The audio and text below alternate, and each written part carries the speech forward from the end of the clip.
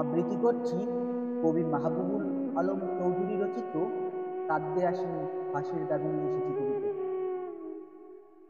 এখানে যারা প্রাণ দিয়েছে রমনার ঊর্ধ্বমুখী কৃষ্ণচূড়ার তলায়, যেখানে আগুনের ফুলকির মতো এখানে ওখানে জ্বলছে অসংখ্য রক্তের ছাপ, সেখানে আমি কাঁদতে আসিনি।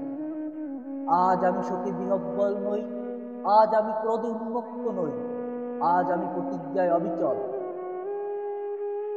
যে শিশু আর কোনোদিন তার পিতার কোলে ঝাঁপিয়ে পড়ার সুযোগ পাবে না, যে গৃহবধূ আর কোনোদিন তার স্বামীর প্রতীক্ষায় আঁচলে প্রদীপ ঢেকে দুয়ারে আর দাঁড়িয়ে থাকবে না, যে জননী খোকা এসেছে বলে উদ্দাম আনন্দে সন্তানকে আর বুকে ঝরিয়ে ধরতে পারবে না, যে তরুণ মাটির কোলে লুটিয়ে পড়ার আগে বারবার একটি প্রিয়তমার ছবি চোখে আনতে চেষ্টা করেছিল, সেই অসংখ্য ভাই বোনদের নামে আমার হাজার বছরের ঐতিহ্য লালিত যে ভাষায় আমি মাকে সম্বোধনে অভ্যস্ত, সেই ভাষা ও স্বদেশের নামে এখানে এই বিশ্ববিদ্যালয়ের উন্মুক্ত প্রাঙ্গণে আমি তাদের ফাঁসির দাবি নিয়ে এসেছি, যারা আমার অসংখ্য ভাই বোনকে নির্বিচারে হত্যা করেছে।